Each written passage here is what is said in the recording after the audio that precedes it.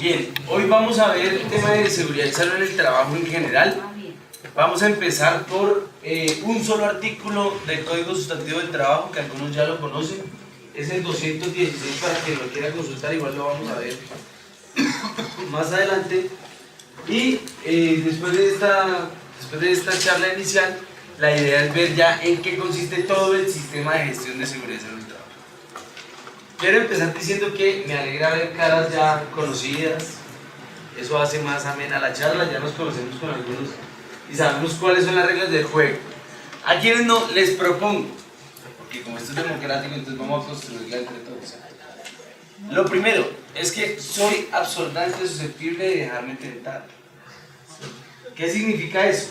Que si la charla de hoy es sobre seguridad y salud en el trabajo, pero supongamos usted es un dirigente sindical y considera que el tema de seguridad y salud en el trabajo es muy importante, pues me puede preguntar cómo desde el ejercicio de la labor sindical se puede pelear eso.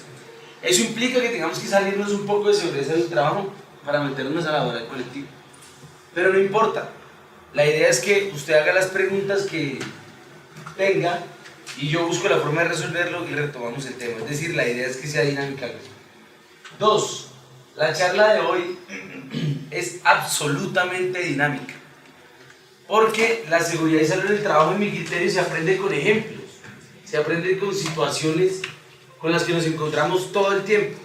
Eso implica que yo lo voy a cuestionar a usted y lo voy a invitar para que participe. ¿Listo? Eso significa que, por lo menos cuando el profesor sea yo, exijo mucho respeto por el uso de la palabra del otro. Aquí vamos a poner situaciones complejas en las que no todos tenemos la razón. Bien. Y el último elemento. Seguridad y salud del trabajo es un tema antiguo, es decir, se viene tarareando desde hace mucho tiempo, pero pues en Colombia hasta ahora estamos asumiendo la realidad del tema. Y esto significa que todavía falta mucho por discutir. Bien. No hay últimas palabras al respecto, es decir, puede haber una circunstancia en la que para usted exista culpa patronal y para otro no. Aquí no hay jueces y en esa circunstancia le correspondería al juez determinar si sí o si no, de conformidad con los criterios que el juez tenga. Yo puedo tener una opinión y usted también, pero eso no quiere decir que la mía sea la verdadera o que la suya sea la verdadera. ¿Listo? También es muy importante que desde su experiencia, porque sé y reconozco que usted es una persona que todos los días tararea el tema de seguridad, el tema de derecho laboral, yo también lo hago. Eso significa que desde la experiencia podemos aportarnos al respecto del tema. ¿Alguien tiene algún otro tema, sugerencia, propuesta? ¿No? ¿El manejo del celular? ¿Algo que decir al respecto? ¿Ya estamos grandes? Sí. Muy bien, arranquemos. Vamos a... Dale, por favor. Lo primero que tengo que decir al respecto es que el derecho laboral es un derecho que se viene discutiendo desde hace mucho tiempo, pero en general el primer derecho que nace como conjunto de normas es el derecho civil. Necesariamente para esta charla debemos tener en cuenta unos conceptos de derecho civil, lo que significa que esta primera parte de la mañana vamos a hacer un barrido muy rápido en términos de derecho civil para que tengamos en cuenta esos aspectos. Primera pregunta, ¿todos son abogados o abogadas? ¿Qué profesiones hay? Economista. ¿Internacionalista? Internacionalista es de relaciones internacionales. Ah, bueno, porque el internacionalismo es un principio. Muy bien. Administradores, economistas, abogados y abogadas. Sí, bueno, muy bien. Como no todos somos abogados, significa que los que no son abogados seguramente no tienen claros los conceptos de derecho civil. Entonces, pues si usted ya los conoce, mi intención es que el auditorio vaya más o menos parejo. ¿Vale? Arranquemos. Decimos que la noción de responsabilidad civil, o lo que se entiende como responsabilidad civil, es la consecuencia jurídica. Es decir, es el resultado de quien le causa daño a otro ya sea porque hizo o porque no hizo, está obligado a indemnizar. ¿Cierto? Es decir, nadie puede hacerle daño a otro, ni en su persona, ni en sus bienes, ni en su integridad. ¿Correcto? Y esta responsabilidad está consagrada del 2341 al 2360 del Código Civil. Este primer párrafo es la regla general en materia de responsabilidad civil y la responsabilidad contractual, que es del 1602 al 1617 del Código Civil, para quien quiera profundizar.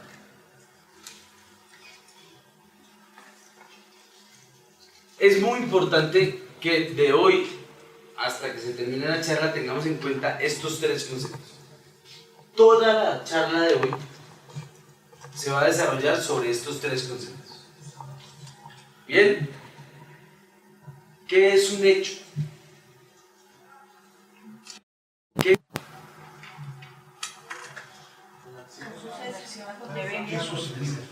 Algo que sucedió, un hecho. Muy bien.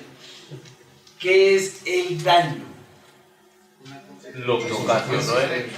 Juan Carlos Senado, rector de la Universidad Externado, creo que la persona que más sabe del tema, ha escrito un tratado sobre el daño y comienza diciendo que el tema todavía no se ha resuelto. Entonces, ¿qué es el daño? La consecuencia de una mala acción. No necesariamente. ¿Por qué no necesariamente? Una acción. Puede ¿Por qué no necesariamente? Porque puede ser simplemente por un caso fortuito. Pero si usted encuentra un hueco en caso fortuito, resulta que es una mala acción porque dejaron el hueco. ¿Y si fue por la naturaleza? Porque eso tenía la obligación del Estado de hacer una obra para que la naturaleza no... No sé yo de la naturaleza. Es decir, es su consecuencia de una mala acción. Mírenlo bien. Bueno, ahí está un primer ejemplo de lo interesante que va a ser la charla de hoy. Mírenlo bien, bien. Ahí está. ¿Qué es el nexo causal? Relación La relación que tiene el hecho con el acto. ¿Sí? La relación. ¿Seguros? De hecho, la causa. Bien. Tenemos entonces la responsabilidad civil, que se divide, como ya lo vimos, en extracontractual y en contractual. La extracontractual, ¿qué significa para los que no son abogados? Cuando usted compra un seguro de su carro o de su apartamento, ¿por qué compra un seguro con responsabilidad civil extracontractual?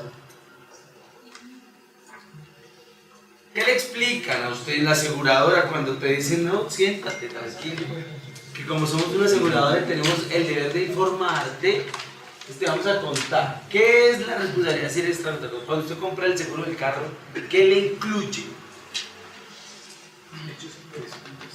Disculpa.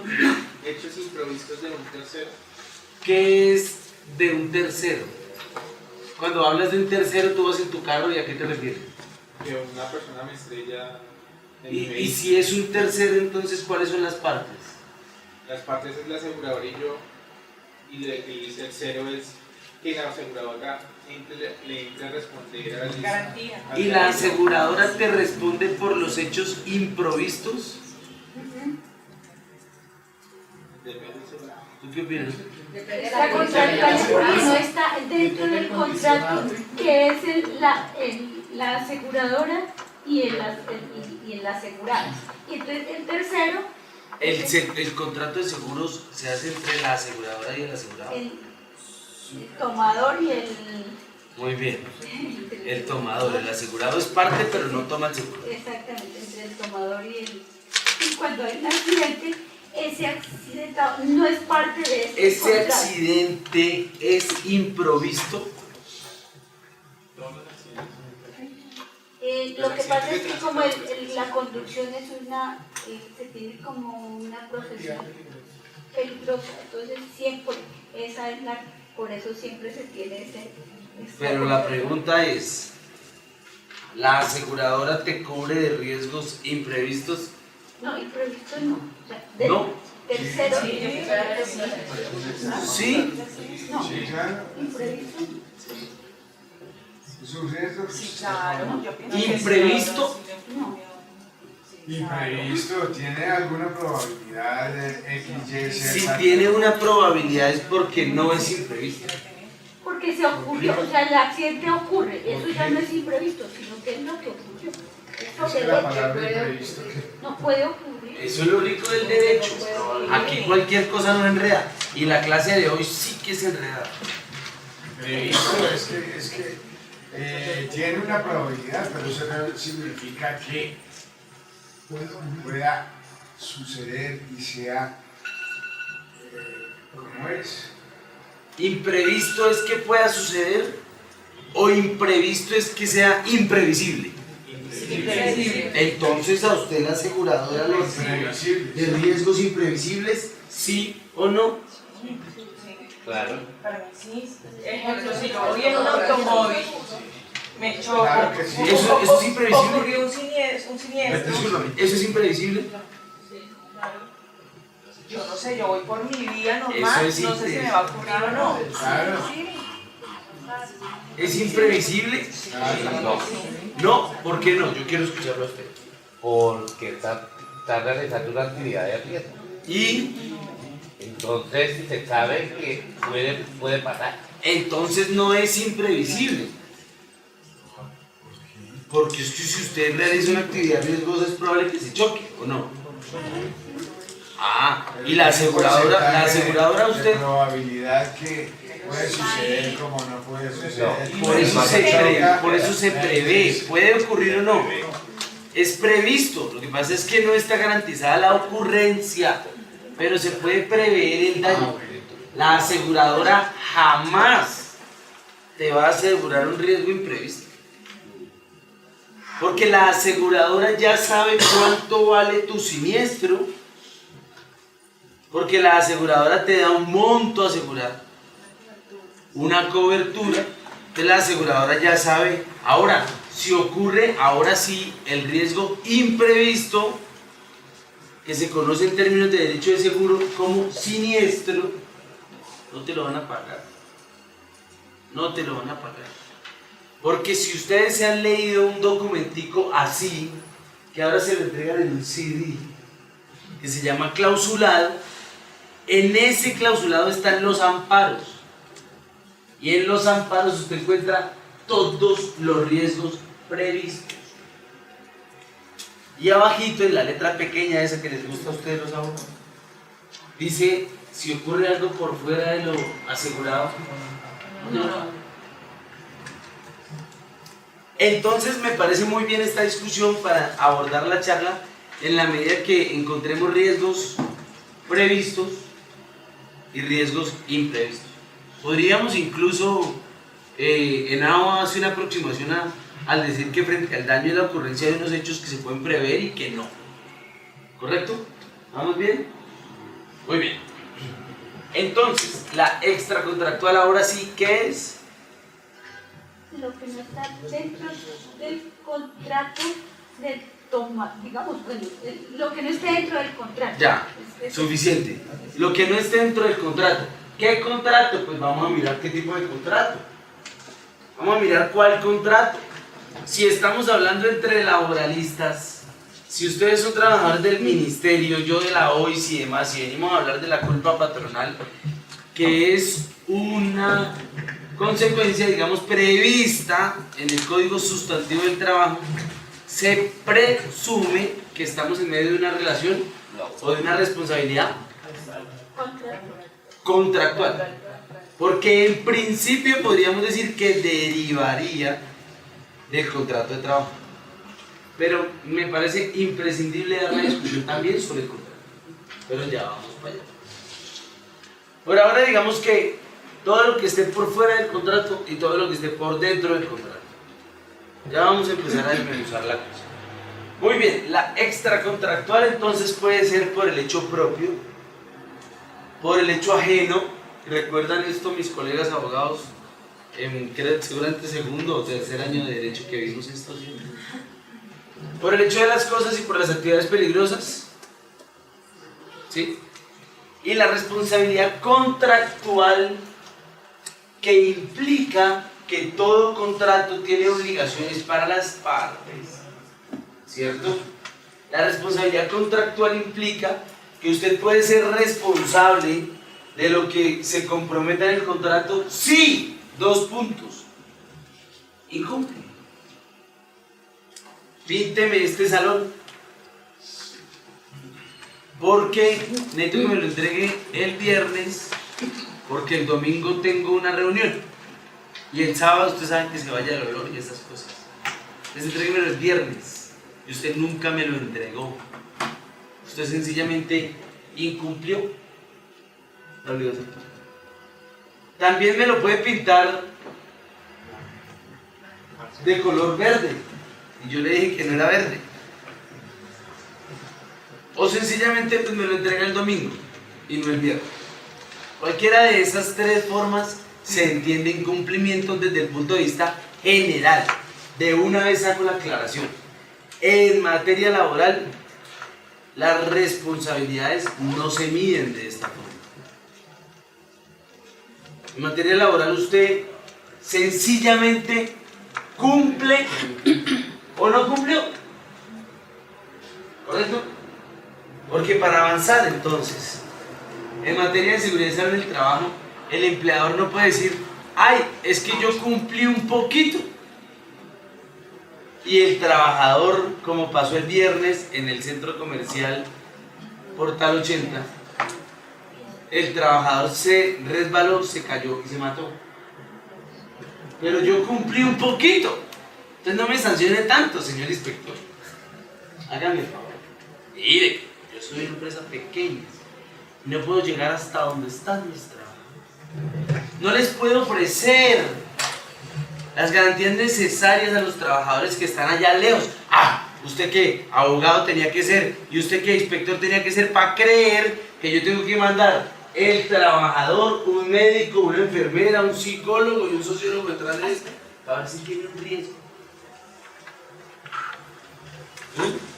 Muy bien, dale por favor. Por el hecho propio, el que ha cometido un delito o culpa que ha afectado un bien jurídico, es decir, le ha cometido un daño al otro, está obligado a indemnizarlo. Primera consecuencia. Pero esa indemnización es sin perjuicio de la pena que la ley le imponga. Por favor, un ejemplo. La muerte, el levantamiento de una construcción, un edificio, y con ese levantamiento de ese edificio dañé toda la cuadra y las edificaciones al lado de ese edificio por esa obra que se estaba haciendo. Por eso tendría que la constructora, que es lo que ha sucedido, por lo menos ahora lo que le tocó en la 11 a un edificio que estaban haciendo ahí, pues hay que pagar los daños causados a los vecinos porque les agrietó muros, porque hizo levantó andenes, todo eso. ¿Y cuál es la pena principal que la ley le impone? Pues tiene que por daños y perjuicios, pues el evalúo que se haga de esos daños, ¿no? El ejemplo de... Espérame, ¿quién me pidió la palabra? Es que aquí la idea es que todos participen, pero prevalece la palabra de quien la pide. La democracia y el problema de saberlo pedir. Dale. La muerte de una persona. Cuénteme el ejemplo. Muere la persona fuera de la pena, el delito, la sanción. Muere la persona como consecuencia de un paro cardíaco. No, por un hecho delictuoso. Como por ejemplo, Un asesinato. un asesinato, siga. Sí. Entonces se le impone la pena de carácter penal, la Sí. sanción. Pero también se le impone una indemnización a los familiares por lo que causó ese hecho, lo que le causa a la familia. Eso quiere decir, ya les doy la palabra, eso quisiera decir en principio que el 2341 del Código Civil dice que hay dos acciones. Dale. El ejemplo de la noche del séptimo día. La persona que estrella a otra persona en su carro y estrella a una persona. Esa persona lo demanda por daños y perjuicios y también hay una pena por lesiones personales. Muy Entonces, está bien. la indemnización y está la pena. Muy bien, tú. Lo que pasó con los niños del bus en el Magdalena, que, o sea, la responsabilidad, la indemnización es lo que el Estado, digamos, en este caso sería, o el municipio, bueno, a quien corresponda, la indemnización a las familias por la muerte de cada uno de los menores. Y la pena principal es la condena penal a ese conductor o a quien corresponda por no haber previsto el arreglo del bus o el bus o el transporte. Quiero que repitas esa última parte. ¿Por qué? Porque Por no haber qué. el conductor no previó el arreglo del bus. O sea que por acción o por omisión. Exactamente. ¿Correcto? Bien, dale. Por el hecho ajeno, muy bien. El civilmente responsable, el civilmente responsable indemniza con su patrimonio, así la conducta que ocasiona el daño no hubiera sido cometida por él. ¿Han visto ese letrero del Carrefour? De niño rompe, papito paga. ¿Cierto? ¿Te suena? Y entonces cuando el papito lo llaman y le dice, señor, lo que su hijo costó 100.000, vale 100.000 pesos, y el papá le dice, bueno, pues cóbreselo a mí. ¿Cierto? Cóbreselo a él, que fue el que lo rompió, póngalo a lavar la loza, decía mi mamá. ¿Qué le van a contestar al papá?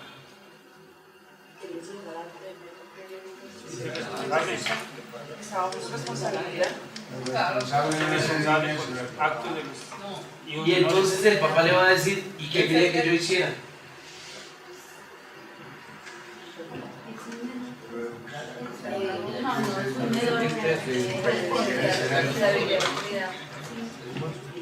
¿Qué más? ¿Qué más le van a decir al papá?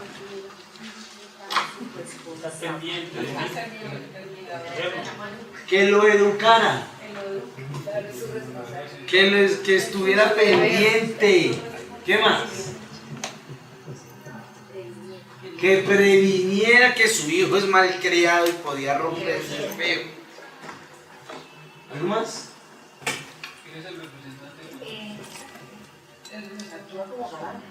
La conducta que se le imputa al papá es la no vigilancia. ¿Correcto? Uy, ¿qué pasa? Bueno, por el hecho ajeno. ¿La que sigue? Toda persona es responsable no solo de sus acciones, sino de aquellos que estuvieran bajo su cuidado. Por supuesto, como ya les dije, el derecho civil es el primer derecho que nace. Incluso Juan Jacobo Rousseau dice que los problemas en la humanidad nacieron cuando alguien plantó 4 cercas y dijo, esto es mío. Y Juan Jacobo Rousseau no es ningún comunista, o sea, no es que los comunistas estén en contra de la propiedad privada, eso no es un problema solamente de los comunistas. Rousseau es liberal. Y el liberalismo clásico por lo menos plantea el problema de la propiedad privada. Y eso implica que el Código Civil o el derecho civil es el derecho que protege esa propiedad privada, lo que significa que por supuesto las normas del Código Civil son normas muy viejas. Por lo tanto el concepto de buen padre de familia, pupilo, artesano, bueno, este tipo de conceptos pues no son míos, están en el Código Civil y existen y hay que observarlos. ¿Bien?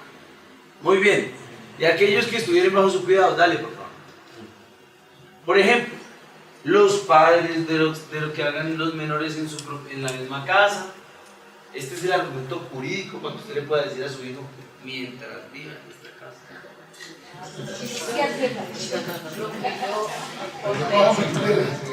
¿Cierto? Sí, claro, yo en primer año de derecho entendía a mi mamá. Muy bien. El tutor o cuidador es responsable de la conducta del pupilo y los directores del colegio de los discípulos que estén bajo su cuidado, y los artesanos y empresarios, del hecho de sus aprendices o dependientes, esta palabra empleados sí es mía porque el propósito es ir viendo derecho civil, pero lo vamos transversalizando el derecho. Dale. Por el hecho de las cosas que pueden dividirse en dos, animadas o inanimadas, están del 2350 al 2355, por favor. El dueño de un edificio es responsable de los daños, ahora sí, que ocasione su ruina, o por faltar al cuidado de un buen padre de familia. No habrá responsabilidad, ahora sí entramos en la discusión de la fuerza mayor o el caso mayor. No habrá responsabilidad, es el Código Civil.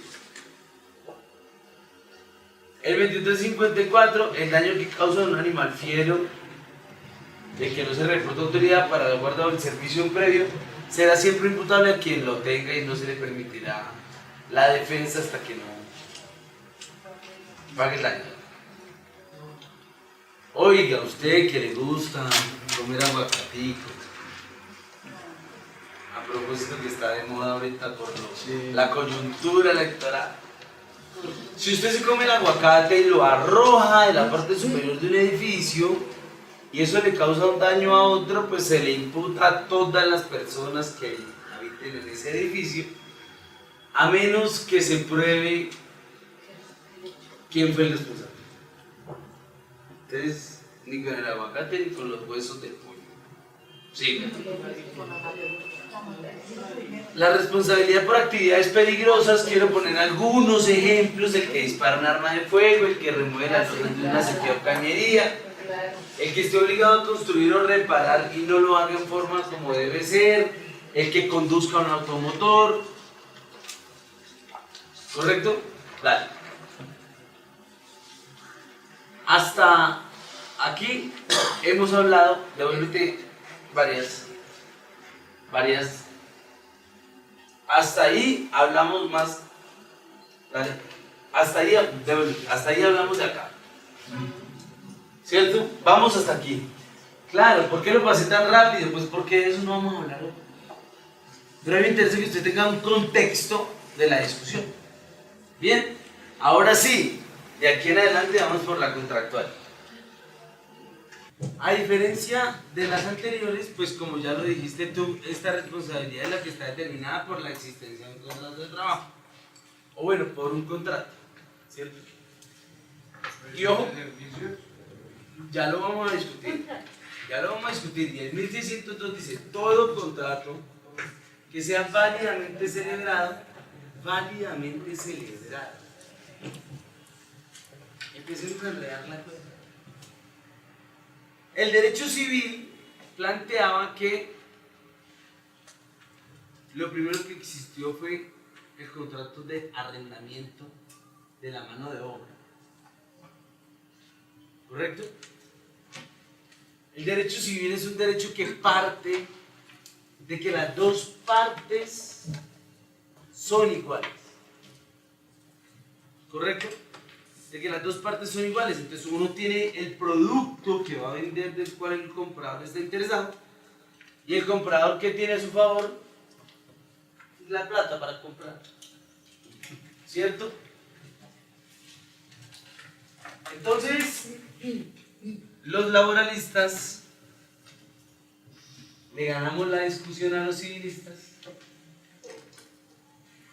cuando les dimos a entender, o mejor, cuando se impuso la idea del contrato realidad, ¿cierto? O del contrato tácito.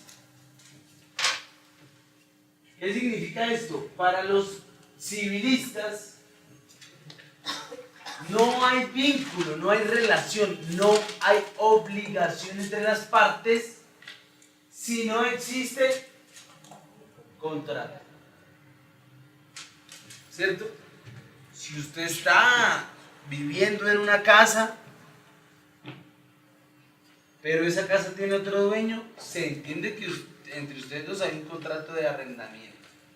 Pero si usted alega que hay un contrato de arrendamiento, tiene que probar la existencia del contrato de arrendamiento. ¿Cierto? Por eso es que los jueces laboralistas que saben más de derecho civil que de derecho laboral todavía no han entendido la asimetría propia de la relación laboral. Entonces, en materia laboral tenemos un patrono y un trabajador. ¿Cierto? Entre estos dos se entiende que hay una relación laboral. ¿Qué tiene el patrono? ¿Qué no tiene el obrero? Los medios de producción. ¿Cierto? El capital. ¿Y qué tiene el obrero? La fuerza de trabajo. No los he pintado así producto de la coincidencia, sino que eso hace que esta sea una relación por naturaleza. No solamente desigual, no solamente asimétrica, no solamente subordinada. Mi hermano, hágame un favor. Piense como patrón. ¿Qué es lo que usted más quisiera? Sí, sí. Pues Espere. ordenar y pagar el mínimo. O sea, explotar al máximo, o sea, la mayor ganancia. O sea, ganar más y gastar menos. ¿Conoce usted algún patrón que no quiera eso en el mundo? No pregunto, no de pronto. Ay, mi mamita tan. Compañera, tú, por favor, piensa como trabajadora. ¿Qué es lo que más quisiera en el mundo un trabajador?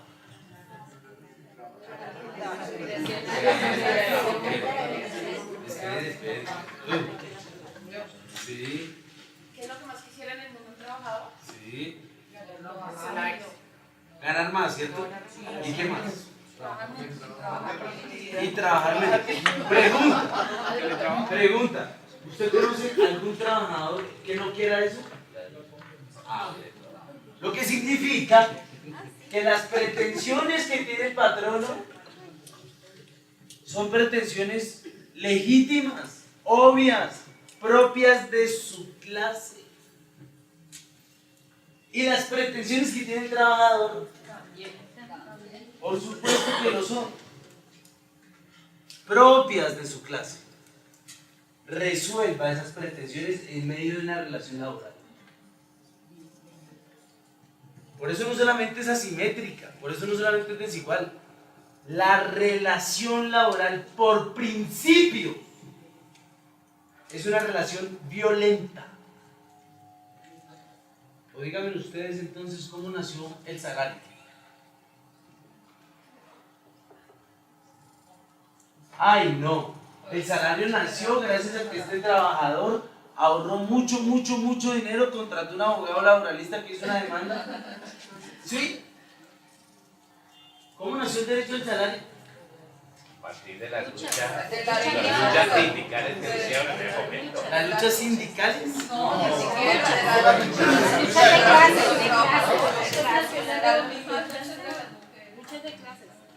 ¿Cómo nació el derecho a las vacaciones? ¿Cómo nació el derecho a la prima? ¿Cómo nació el derecho a la estabilidad en el empleo? ¿Cómo?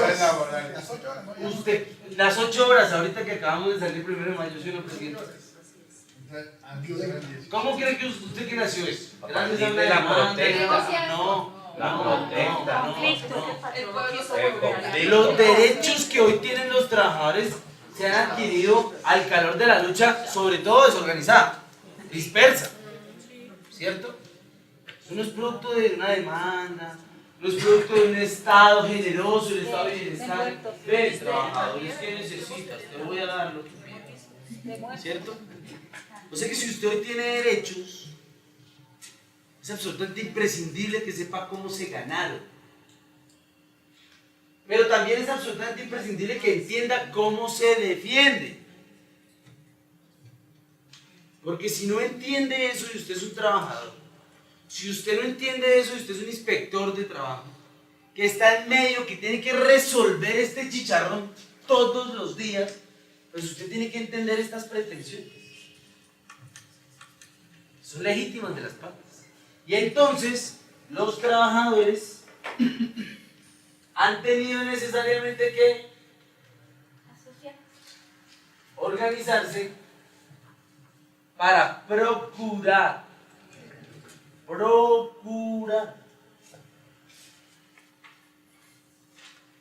por medio del Estado, las leyes y los sindicatos, que las partes no se quiten la cabeza. Porque cuando el trabajador y su familia viven de su salario, ¿qué cree que pasa cuando el patrono le dice: no vas a trabajar más a partir de hoy? ¿Qué hace ese trabajo? Entra en un estado de angustia, entra en un estado de precariedad mental. Y si el trabajador sabe, o por lo menos presume que es por una decisión caprichosa del patrono, ¿usted cree que va a aguantar hambre? Porque sí. ¿Sí cree que el trabajador se va? Ay, no, agradezco mucho la oportunidad que me diste, he aprendido mucho de esta institución. No, es un problema de subsistencia. Un problema de subsistencia. Es un problema de la naturaleza. Los animales matan por comida y nosotros también somos animales y tenemos instintos. No, yo con todo lo que aprendí aquí me puedo emplear en otro lado. No, eso no es así, la realidad no es así. ¿Sí? Dime.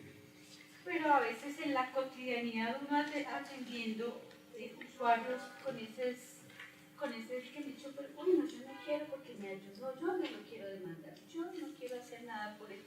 Ese es un patrón porque nos llenaron en la mente que no se debe reclamar nada, que usted agradezca antes que yo.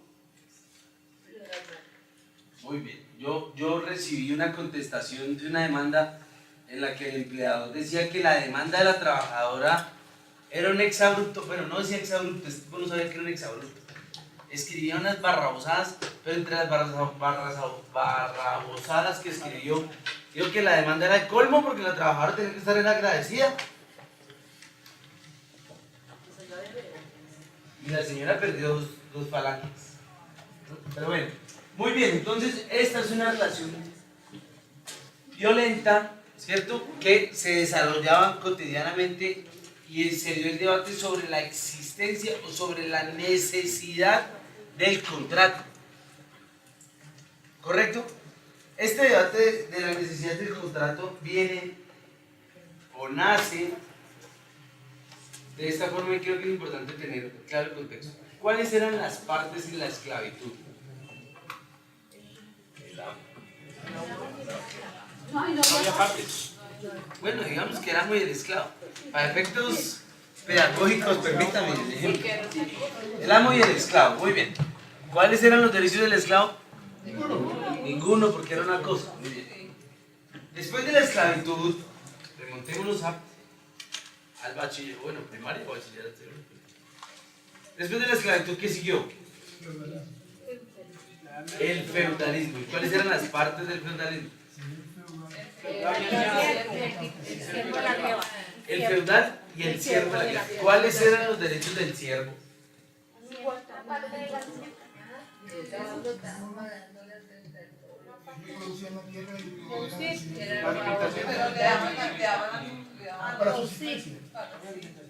El siervo ya no era una cosa.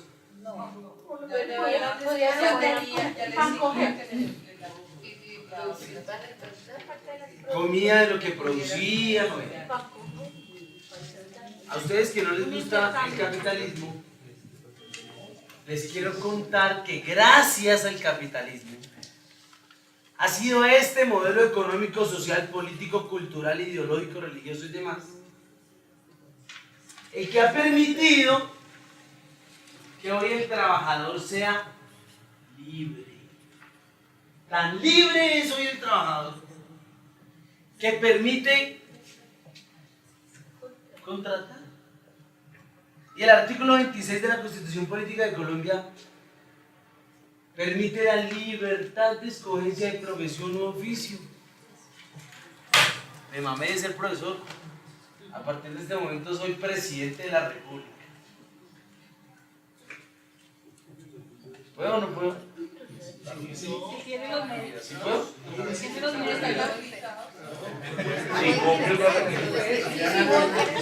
la democracia. Bueno, le quiero comenzar públicamente a ser presidente. ¿Puedo? Usted en este momento dijo, ¿para qué concurso? Voy a ser ministro del trabajo. ¿Sí puede o no puede?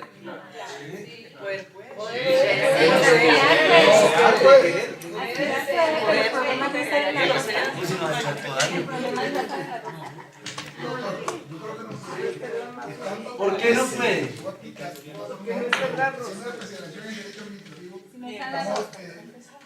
Un doctor apellido Betancourt, era en ese momento coordinador departamental y era gran amigo de Turbay. Le dijo al presidente Turbay, doctor Turbay, ¿qué se necesita hacer para ser ministro? ¿Y sabe qué le respondió? Ser amigo mío. Claro. Entonces, usted hoy puede ejercer el artículo 26 de la Constitución y libremente escoger profesión o oficio. ¿Para qué es la profesión y el oficio sino para subsistir y para comer y para llevarle a su familia un sustento? Libremente usted puede escogerlo. Libremente usted puede decidir lo que quiere ser. O cuando lleguen y le piden trabajo le dicen en cualquier cosa. Pero es que hay una gran diferencia. En lo que sea.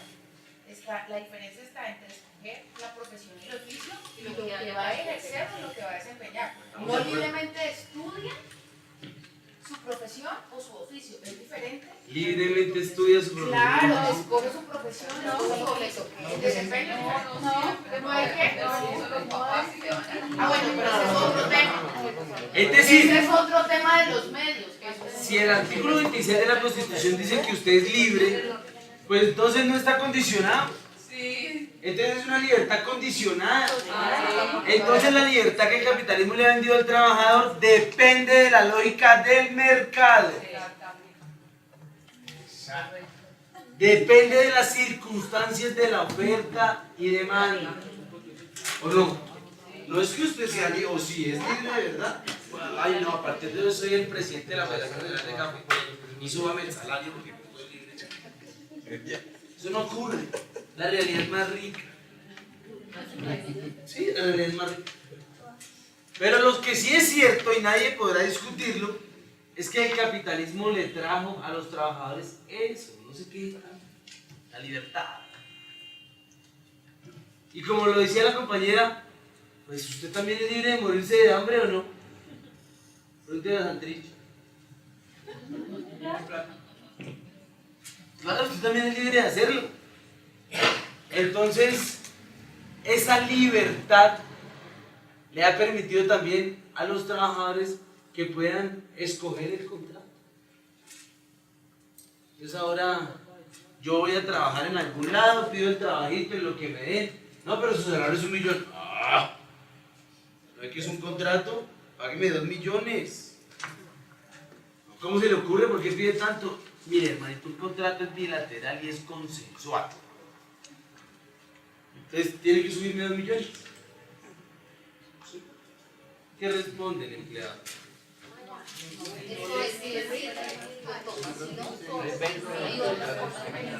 Pregunto, ¿no?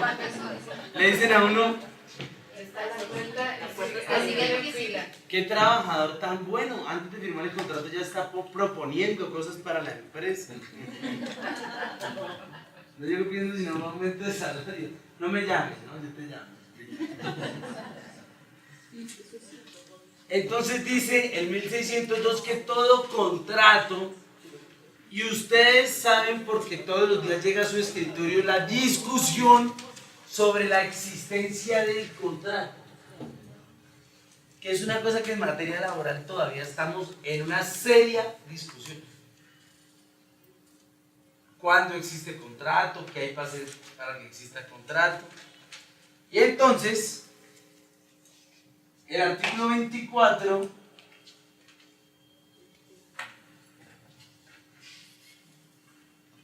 y eso que está marcado, ¿no?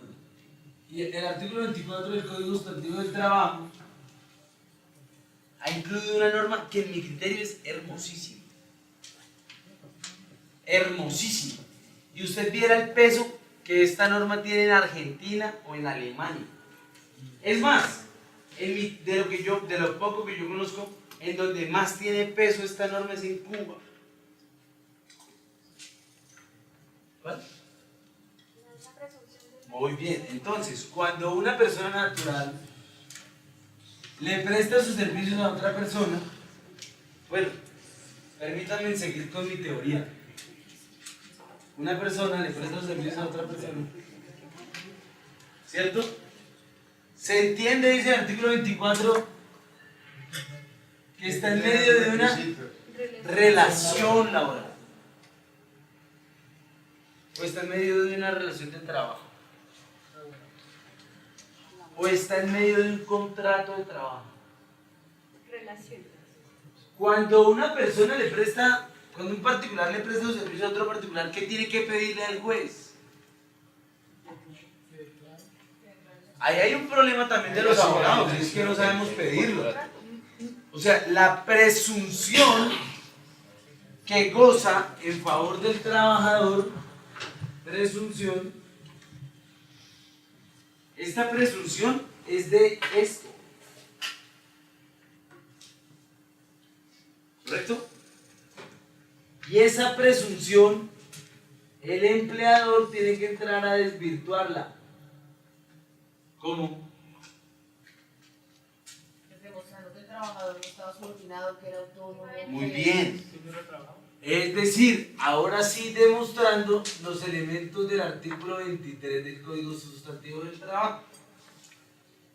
Diciendo que no lo conoce. Pero basta, o mejor, bastaría, porque ya no basta, a pesar de que tengo como unas 12 sentencias que dicen que sí, que basta, pero la realidad es más rica.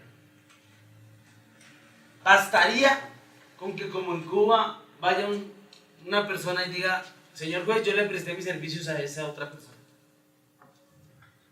sin abogado, sin pruebas, sin subsanar la demanda, ¿sí?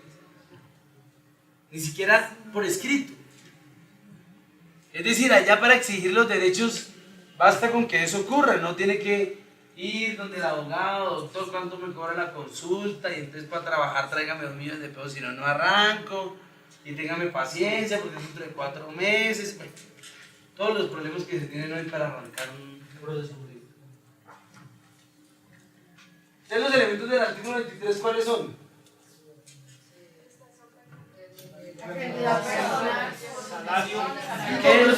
¿Qué es lo que se remunera?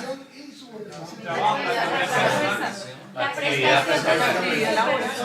Muy bien. Ustedes lo están diciendo. Lo que ustedes dicen es lo que dice el convenio 95 de la OIT sobre salario. Pero si frente al tema del salario miramos el 127 y el 128 del código, la respuesta que ustedes están dando está mal. Porque el 127 dice que se remunera, que son elementos constitutivos de salario unos. Y el 128 dice cuáles no son constitutivos de salario. Así provengan del empleador para el trabajador y sean como consecuencia de su trabajo y de la prestación personal del servicio. Sí, así de complejo es el tema del salario. Pero bueno, voy a tratar de no autoprovocarme y no quedarnos en la discusión sobre el salario, porque si no, esto lo tomamos una hora. Pero quiero que usted entienda las discusiones que hay al respecto de esta materia. Entonces, supongamos que usted sea un juez, porque si usted es inspector y yo le hago la pregunta a nadie, me dice: no soy competente. Y cuando el ciudadano llega, señor Estado, señor Ministerio del Trabajo, No pongábamos a hacer eso los inspectores. resuélvame mi problema, vengo donde el Estado, porque es que el artículo 2 de la Constitución dice que usted me debe garantizar los principios del Estado. El artículo 4 le dice que usted es responsable por acción u omisión. Entonces, si dentro de las órdenes constitucionales está garantizarme los derechos, y el artículo 4 le dice que tiene que hacerlo, y el artículo 6, pues yo vengo donde usted, señor Estado, a que me garantice el derecho. Ay, no soy competente, tengo que remitirte a las jurisdicciones ordinarias. Entonces el ciudadano fue al Estado y salió con el rabo entre las piernas. ¿Qué pasa? Porque el Estado no le garantizó sus derechos. Porque el servidor público, que como sé que ustedes se van a posesionar y demás, porque el servidor público decidió acatar una recomendación interna, ¿cierto? Que en mi opinión contraría las disposiciones constitucionales. Porque el artículo 25 de la Constitución dice que el trabajo es un derecho y goza de especial protección. No le están preguntando si es competente o no. Y usted está actuando a nombre del Estado. Y la gente lo mira a usted como si usted fuera el Estado. Semejante chicharrón que acá... bueno, todavía pueden no posesionarse, ¿no? Si quieren. Claro. Pero realmente hay gente esperando que no me posesionen. Pero lo que quiero decirle a usted es que si va a asumir la tarea, sea absolutamente responsable con lo que va a hacer. Y es que la ciudadanía todo el tiempo espera mucho de usted. ¿No te ha pasado? ¿Cómo es tu nombre? Hola Tatiana, ¿cómo estás? Es que como tú trabajas en el Ministerio del Trabajo, te puedo hacer una consultica. La gente espera mucho de ti. Cuando tú estás en una fiesta y tú, ¿qué haces? Trabajo en el Ministerio del Trabajo. Uy, ¿en serio? No me digas, no. Ustedes han sentido la expectativa que generan en la gente. Con esa misma expectativa el ciudadano los va a buscar. Con esa misma expectativa el ciudadano llega a las 6:30 de la mañana porque a las 7 reparten la ficha de los turnos. Te cuenta todo el problema. Ese ciudadano que es un campesino, que es un obrero, que es una señora de servicios generales, lleva 3 días pensando cómo contarte la historia porque sabe que tú estás muy ocupado, no tienes mucho tiempo para atender. Pero también a lo mejor lleva 3 días viajando. Porque en su lugar no había oficina del ministerio, entonces él llegó hasta acá, me voy hasta los Bogotáces a ver qué pasa. Y procura ser lo más cuidadoso. Y te presenta su historia.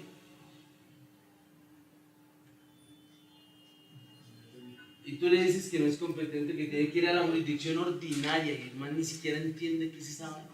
Mira, y el inspector también me frustra porque es que nosotros no podemos hacer un poco por el lugar. Claro. No solo generamos muchos problemas. Claro, pero entonces, que además soportamos una frustración. Si está frustrado, pues yo le tengo la salida. No. Cuando yo soy árbitro de los tribunales de arbitramiento, ustedes saben que los árbitros somos jueces de la República. ¿Sí o no? Y entonces a nosotros el 016 y el 017 nos dice: estas son tus competencias. Y yo he dicho el 016 o el 017, cualquiera. Haga de cuenta que esto es un triángulo, yo soy abogado, no dibujante. Aquí está la Constitución Política de Colombia en su artículo 4.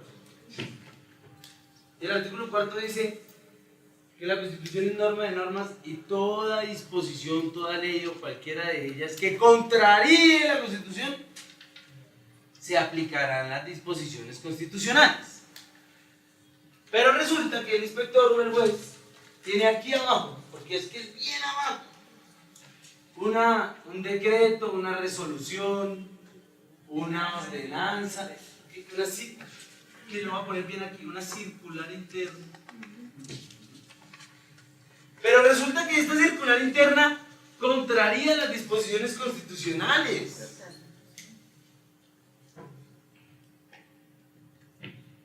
Y esa es la que te dice que no eres competente.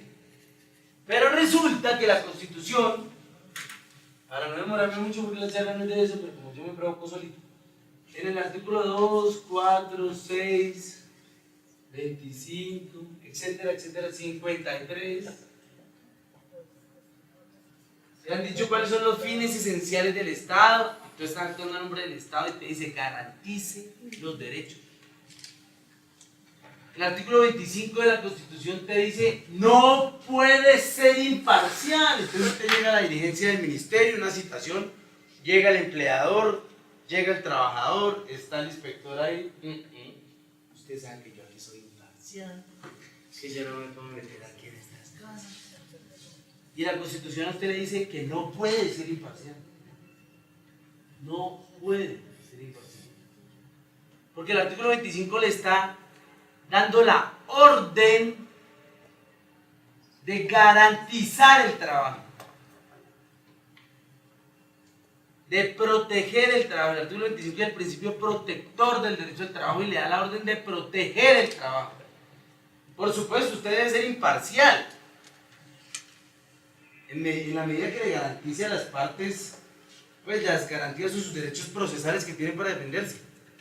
Pero usted tiene que proteger el trabajo. Eso le dice la Constitución. Ahí está la salida. Entonces, pero además el artículo 4, como ya se lo dije, el artículo 4 le da a usted la orden como servidor público de que aplique la Constitución. Es más, el 93 también le dice que aplique la Constitución, porque el 93 le dice que el bloque de constitucionalidad prevalecerá sobre el orden interno. ¿Cuál conflicto interno? Si claramente la Constitución le está diciendo al servidor público lo que tiene que hacer. Hay que hacerlo. Claro, que eso implica someterse a un disciplinario, caerle mal al jefe, que eso implica que usted haga cosas cuyo interés es distinto al de la ministra o al del ministro, sea quien sea. Hay un problema político en la mitad del dilema en su corazón. Pero le quiero contar que si usted decide resolverse por esta vía, es más fácil que le vaya bien en el proceso disciplinario. Porque si usted decide irse por esta vía, yo no quiero que esto suene feo, pero es probable que se encuentre con abogados como yo, que le dicen, oye, es que te estás extralimitando, oye, es que estás omitiendo tu deber. Sí, entonces, en alguna ocasión, claro, yo entiendo lo difícil que es la responsabilidad de ustedes, por eso no me presenté al concurso. Claro, porque es que ustedes están contra la espalda para todo el tiempo y no es fácil resolver eso.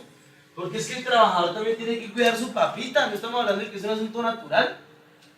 Claro. Pero pues es más fácil enfrentarse contra el control interno disciplinario que contra la Procuraduría. Y más aún, cuando la Constitución le está dando a usted la ruta. Y la Procuraduría te va a decir, ay, muy lindo el control interno y la resolución es interna.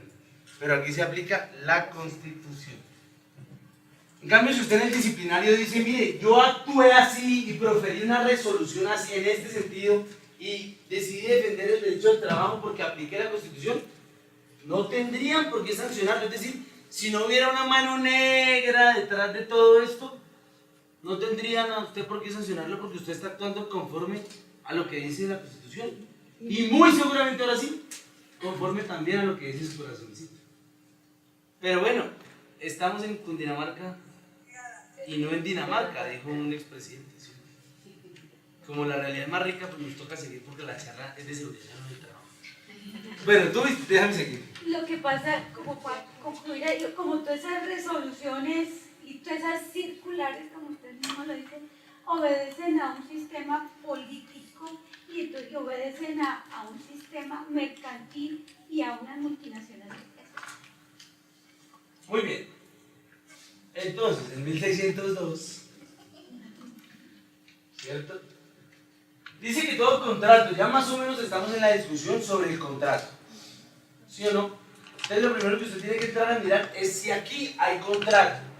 Y no se olviden que el contrato se divide en dos.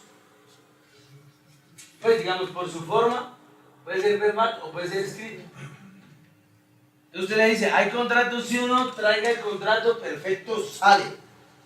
Bueno, debe mirar dentro de este contrato escrito otras disposiciones más pequeñitas que están en el código, como por ejemplo cláusulas abusivas y demás, que claramente el código lo dice, se entienden existentes, ¿no? Chao.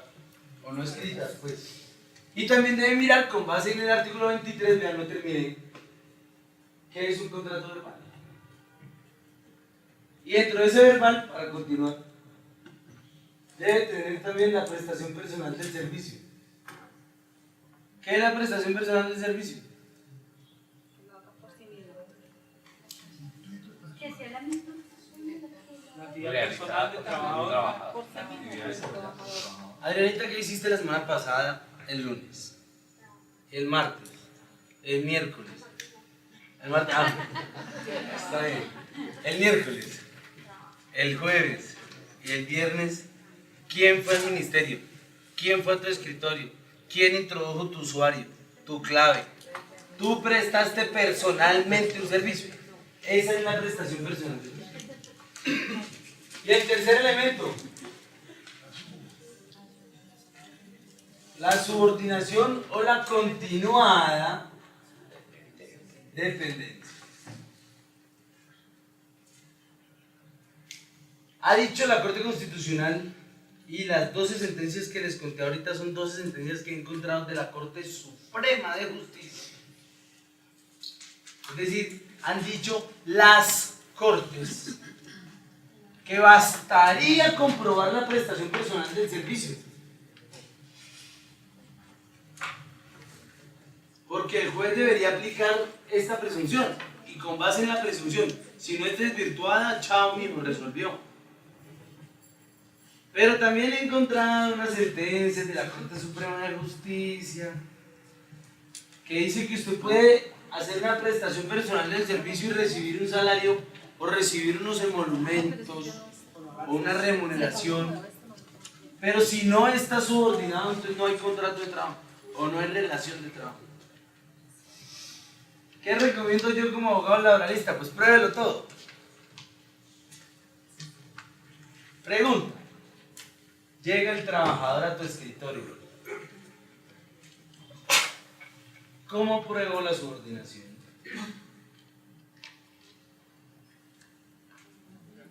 Porque probar el salario es más o menos fácil. Probar la prestación del servicio es más o menos fácil. ¿Cómo se prueba la subordinación? Con memorarios, con órdenes. Bueno, le voy a poner un ejemplo. Le voy a poner un ejemplo. Yo soy el trabajador y llego a tu oficina, a tu escritorio, y te digo, doctor, doctora, es que yo portaba uniforme, cumplía horario y entregaba informes mensuales. Es más, asistía, me convocaban a reuniones.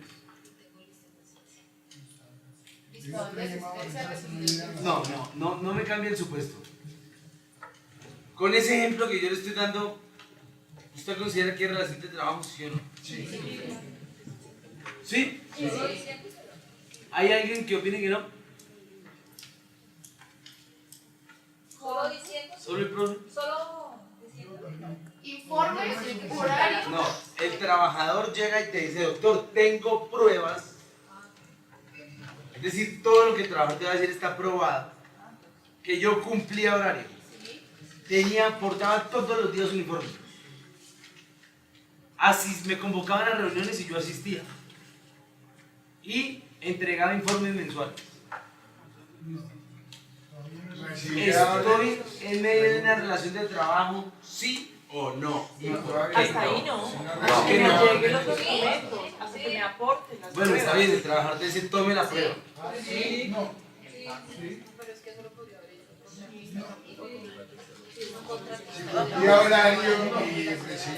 Mire las ventajas de pedir la palabra. Si el artículo 23 habla de 3 elementos esenciales, ahí no se da uno, que es la subordinación.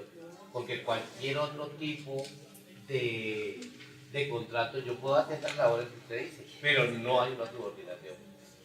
¿No? No. Cuando el patrón no le dice al trabajador póngase este uniforme, y el trabajador se lo pone, o es que el trabajador dijo, "Ay, tan lindo ese uniforme, me puede dar uno". Yo diría que no. Pero si él se lo pone, ¿no es una orden? ¿Usted cree que el trabajador presenta un informe mensual porque él dice, ay, no, voy a mantener al tanto de mi empleador de mi labor mensual? ¿Usted cree que el trabajador le dicen a las 4 de la tarde que hay una reunión, el trabajador llega a las 3:59 porque no tiene nada que hacer? ¿Qué opina usted? ¿Hay relación de trabajo? ¿Sí o no? ¿Y por qué?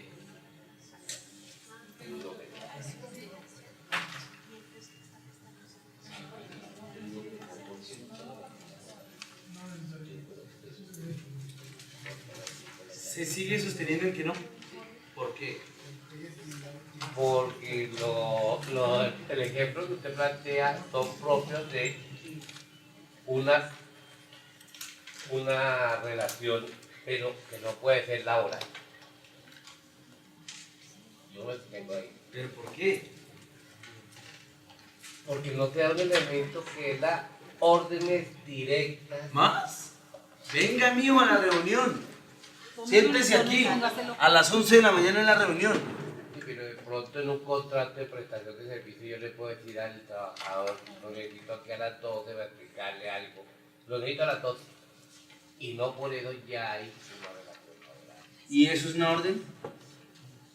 En el fondo sí. ¿Y eso va a ser? Por eso, responda usted la pregunta. ¿Sí? ¿Qué opina Luz?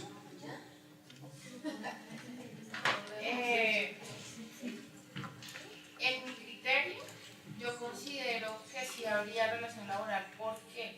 Porque el hecho, no solamente el horario, bueno, es una parte, no necesariamente. El contratista podría perfectamente cumplir el horario y la Corte ha dicho que no necesariamente tiene que ser una relación laboral. Entonces, digamos que el horario descartado.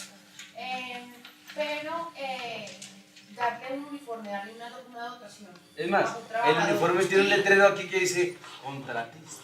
Exactamente, descartando el simple hecho, pero creo que con los otros tres elementos siempre va la subordinación y las órdenes directas del empleador al trabajador.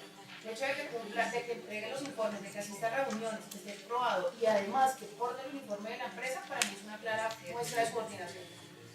Y cumple una jornada de trabajo. ¿Todos coinciden? Quiero escucharte. ¿Por qué? Todavía con lo que usted ha presentado, todavía no están los elementos esenciales del contrato para que pueda decirse que hay una relación laboral propiamente dicha. Porque hay actividades propias que de contratistas que necesitan tener un uniforme servicial, tal y como hay cosas que debe portar el uniforme. Esa sería una de las causas. No necesariamente, además, generalmente los contratos de prestación de servicios deben reportar informes. Esa es obligación. ¿Dónde dice? Generalmente no, en la cláusula contractual de los contratos muy bien. debe reportar. En el contrato. Claro, porque si no, no te pagan.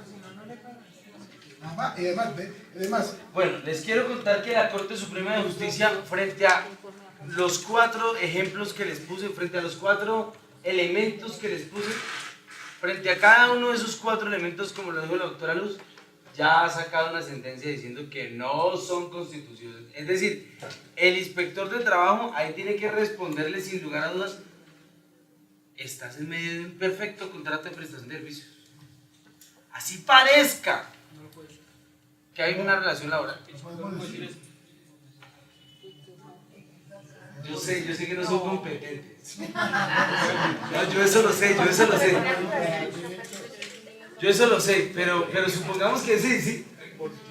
Aprendamos. Supongamos que sí, entonces cualquiera de esos elementos no es constitutivo de la relación de trabajo. Es decir, usted tendría que decirle al trabajador que tiene que conseguir más información, es decir, como lo dijo el compañero, no es suficiente todavía. Dale.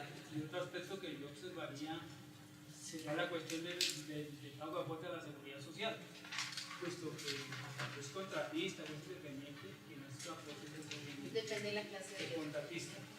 ¿Sabía usted que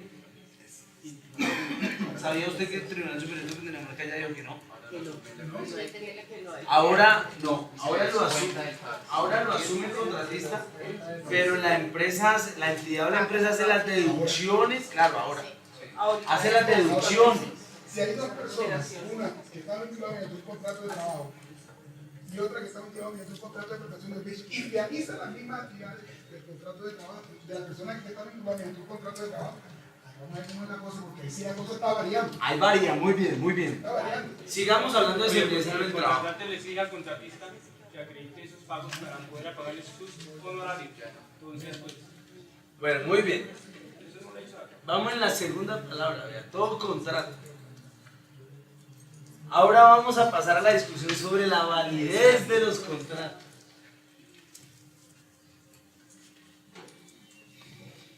¿Puede existir un contrato? Sí. ¿Y usted cómo sabe si es válido? Permítame, le pongo un ejemplo. Dime.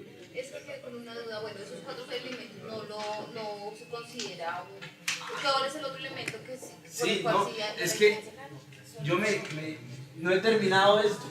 Ah, ok. ¿Cómo se prueba la subordinación? Rápidamente. Muy bien, doctora Luz. Cuando el empleador ejerce sobre el trabajador poder de instrucción. Cuando yo le dicto esta conferencia a compañeros que tienen contrato de prestación de servicios, yo siempre les digo que el día que los citen a una inducción, tómense una selfie, saluden ahí, y esa selfie súbela al Face. ¿Hoy qué día es? 8. Feliz el 7 de mayo, una conferencia de seguridad en el trabajo, porque no hemos hablado del tema, en la Universidad Sergio Arboleda. Súbela al Face, que eso en 3 o 4 años te va a servir. Porque yo la voy a citar a ella que está con vestido blanco, la voy a citar a ella que está con chaqueta roja y la voy a citar a ella que está con chaqueta rosada. ¿Tú qué hacías ese día ahí? Entonces tú me vas a decir, estaba en una charla de seguridad en el trabajo, pero no era tan de seguridad. Ah, bueno, muy bien. ¿Tú qué estabas haciendo ahí?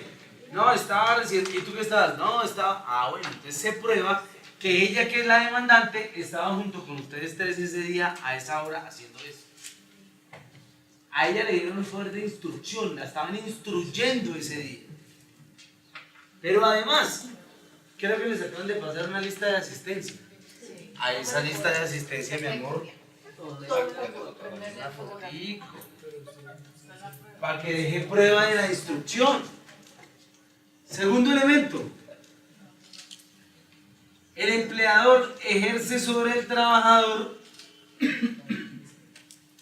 un poder de control. ¿Qué quiero decir con esto? Que el trabajador se va donde el patrono y le dice: ¿qué está haciendo? ¿Por qué está haciendo eso? No, pero ¿por qué está haciendo eso? No se hace así. Mire, estamos en horario laboral, estamos en clase, está ahí en el Face. ¿Por qué hace eso?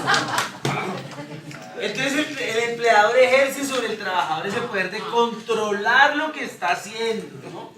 Controlar lo que está haciendo. Y usted tiene que dejar la prueba de eso. Una pregunta. Dime. ¿Eso podría ser paralelo a las supervisiones de los contratistas, de los contratos? Que uno verifica qué están haciendo. ¿Quién te está supervisando? No, yo soy supervisora de los contratistas. ¿Quién eres tú? ¿Tú actúas a nombre de quién? Del ministerio. ¿No a nombre del patrón? Del ministerio, a nombre del ministerio. Por eso sí. O sea, el empleador te puede controlar por medio de otra persona. ¿O qué hacen los mandos medios en las empresas? ¿Controlar? Muy bien, poder de control. Y el tercer elemento para probar la subordinación, como lo dijo la doctora Luz, ahora sí, el empleador ejerce sobre el trabajador poder disciplinario. Si usted está en medio de una relación laboral ambigua o disfrazada, por poner un ejemplo, envíele un correíto a su jefe. Jefecito lindo.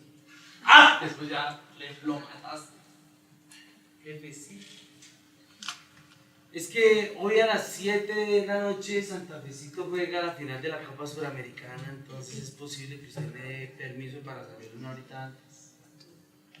Y su jefe, que es santafereña, le contesta: claro, Carlitos, me voy con usted, a los dos. Nos vemos a las 4 abajo. Lleve platica para que gaste pola, ¿no? ¿Cierto? Usted imprima ese correo. Igual. Pero también pida permiso para pendejadas. Jefe, es que hoy va a haber un eclipse. ¿Cierto? Dijeron que los Tauro hoy teníamos que ir a abrazar un árbol. Salió en el horóscopo. ¿Me das permiso? Por correo, no por correo. Deje la prueba. Por correo. Y su jefe le va a contestar: no, no tienes permiso. Imprima ese correo. Pida permiso. Jefe. Ah, no, jefecito, ¿no? Jefecito, es que mi hija amaneció enferma hoy, entonces llego un poquito tarde o no voy a la oficina. Tranquilo, Carlitos, que se mejore tu bebé. También intencionado el jefe, pero tan pendejo, ¿no? Entonces, imprima la prueba. Imprima la prueba. Le digo yo a mis amigos contratistas que cumplen horario: llegue tarde. Ojalá llegue de último. Cuando haya harta gente. Adivine para qué.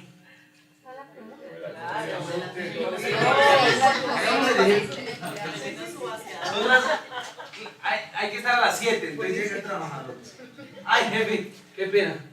No, pero ¿cómo así? ¿En dónde andaba? Yo no sabía que la reunión era exactamente a las 7. Y el trabajador inmediatamente identifica: tú estabas y tú estabas. Sí, jefecito, qué pena, no lo vuelvo a hacer. Mi amor, regáleme su número de cédula. Su número de para testigos, ¿no? ¿Qué? Ninguno le va a servir de testigo.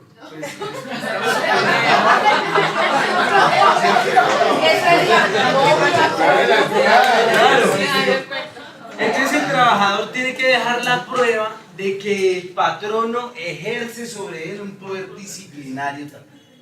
Si usted logra probar estos 3 elementos, pues está en medio de una relación laboral, una relación de trabajo, y puede pedir algo que los civilistas no entienden. No entienden los civilistas. Se llama contrato realidad, se llama contrato tácito. La relación o el contrato que nació, cuya fuente es el artículo 23 y el 24 y el 53 de la Constitución. Porque de ahí proviene el contrato, de la hermosísima realidad que usted la tiene que probar. Bien, ya terminamos lo del contrato, ¿sí? Ahora vamos al ejemplo que les iba a poner sobre la validez de un contrato. Se va el niño de 11 años, está con su mamá en la casa. La mamá le dice: mijito, hazme un favor, vaya, cómpreme 2.000 de pan. Y el niño se va y compra los 2.000 de pan a la tienda. Don Bertulfo, me hace un favor, me regala 2.000 de pan. Don Bertulfo le da los 2.000 de pan. El niño vuelve de donde la mamá: mamita linda, aquí están los 2.000 de pan. Muy bien, mi amor. Hay un perfecto contrato de compraventa. El contrato de compraventa se perfecciona cuando usted paga y cuando le entregan la cosa. ¿Correcto? Así dice el código, yo te lo repito. Sí. ¿Ese contrato es válido?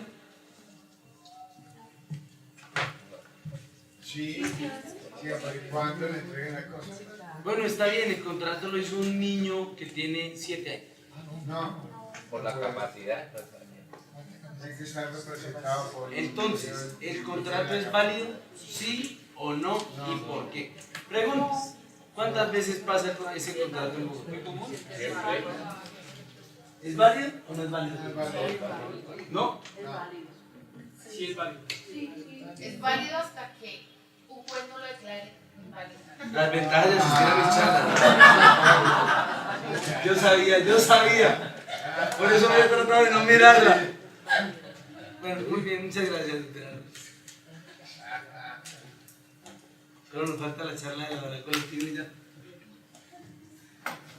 Por supuesto, el contrato es válido, pero hay argumentos para que un juez lo declare inválido. Lo único que me alegra del comentario de la doctora es que estuvo pendiente en mi charla anterior. Muy bien, pone cuidado. ¿Está claro? Entonces, a pesar de que falten los elementos para que un contrato sea válido, si el contrato se perfecciona, se presume su validez hasta que un juez declare lo contrario. Muy bien. Un contrato válidamente celebrado es una ley para los contratantes y no puede ser invalidado. Ojo con esto. No puede ser invalidado sino porque las partes... Porque en derecho las cosas tal cual como se hacen se... Muy bien. Entonces, si las partes decidieron hacer nacer el contrato, las partes pueden hacerlo morir. ¿Cierto? O por causas legales. ¿Sí o no? En este tipo de responsabilidad de contenido de la obligación, la asumen los contratantes es vital para determinar cuándo se presenta el incumplimiento. Dale.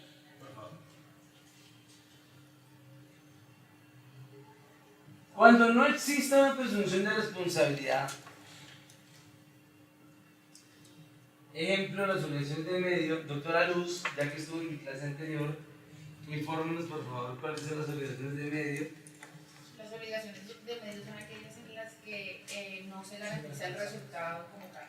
Por ejemplo, simplemente se compromete a ejercer la mejor labor, pero sin garantizar un resultado, como las profesiones médicas, como los médicos, los abogados. Muy bien.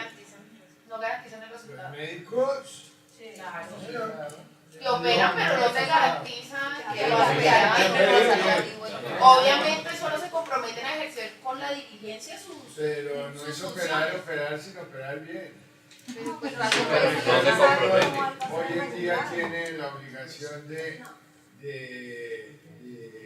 indemnizar y responder al paciente. Pero no responden por el resultado, se comprometen a ejercer diligentemente sus funciones, pero no garantizar un resultado como tal. Muy bien. El responsable podrá exonerarse, piense usted ahora sí en derecho laboral. El responsable podrá exonerarse si demuestra diligencia y cuidado. ¿Qué es la diligencia?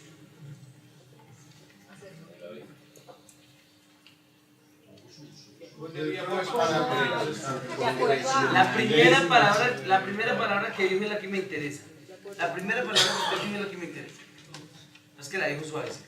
La diligencia está en su profesionalismo al hacer. No fue esa la primera palabra que dijo.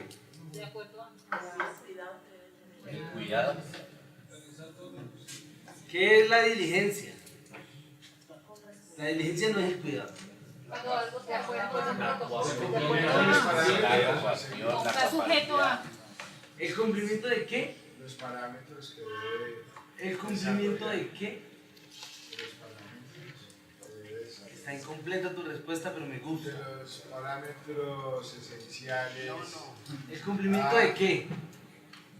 De las obligaciones, entonces. Bueno, me gusta, me sigue Las gustando, pero normas. sigue De la estando incompleto. actividad La asignada. responsabilidad. Las normas. Empezando la charla lo dije, ¿el cumplimiento de qué? La responsabilidad.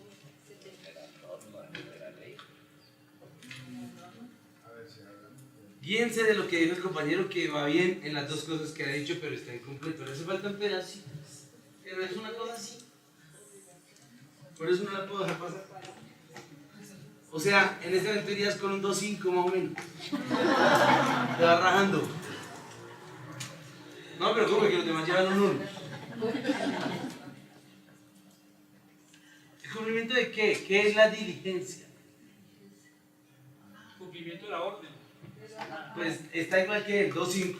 De las obligaciones, de las obligaciones que contraiga con Falta una palabrita. Falta una palabrita. De lo establecido. ¿Usted qué tiene que cumplir? ¿Sí? Yo debo tener una responsabilidad necesaria para ¿De qué? No, va igual que el 2.5, pues no se le copia. Con una palabrita pasa del 2.5 al 5. ¿Cumplimiento de qué? ¿Qué es la diligencia? ¿Usted cómo sabe si alguien fue? ¿Usted cómo sabe si alguien fue diligente? De lo establecido. Los parámetros.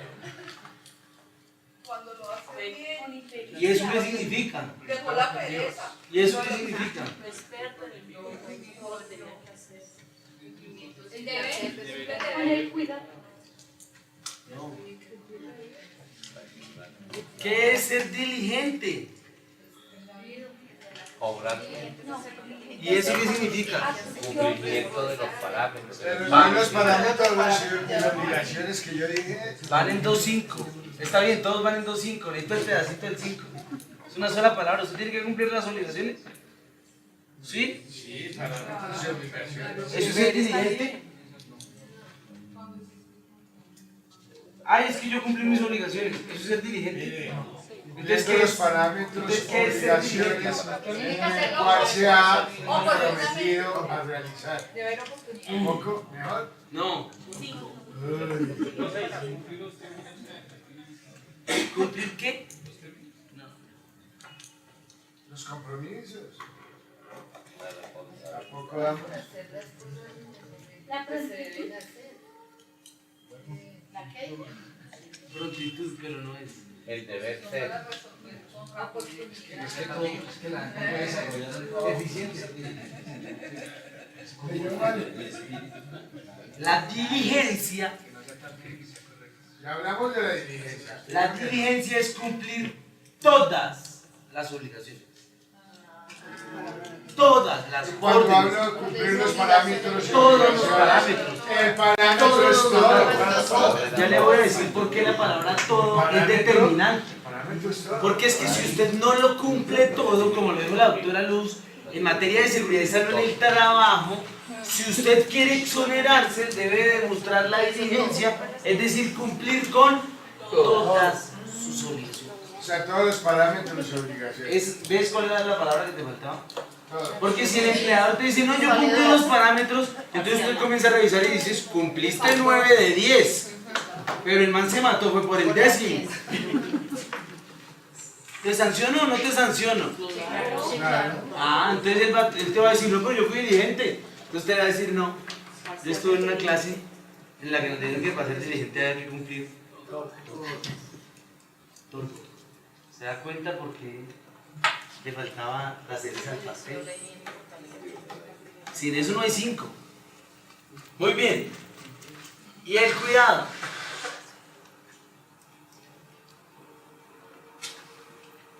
Bueno, cuidado, ustedes ya saben que podrá demostrar una causa extraña también. Muy bien. Pero además de ser diligente y cuidadoso,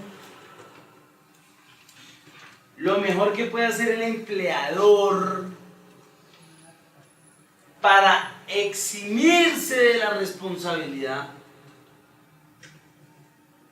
y es lo que usted tiene que probar en el expediente, y es lo que usted como inspector tiene que buscar, investigar. Usted es el Estado y tiene el poder para investigar. Hágalo. Determine si el empleador cumplió todas sus obligaciones. Es lo primero que usted tiene que mirar. Cuando ocurre una TEP, o sea, un accidente de trabajo o una enfermedad profesional, lo primero que tiene que hacer es revisar si el empleador cumplió todas sus obligaciones. O sea, si fue diligente y si fue cuidadoso. Así. Pero además analice el siguiente, por favor, uno de estos 3 supuestos. El ATEP ocurrió por culpa exclusiva de la víctima. ¿Qué es la culpa exclusiva de la víctima? Quien sepa, por favor, levante la mano. Que lo provocó. Y entonces, dale. Que teniendo el conocimiento, o sea, le dieron la inducción, le dijeron todo y omitió. Pero no necesariamente.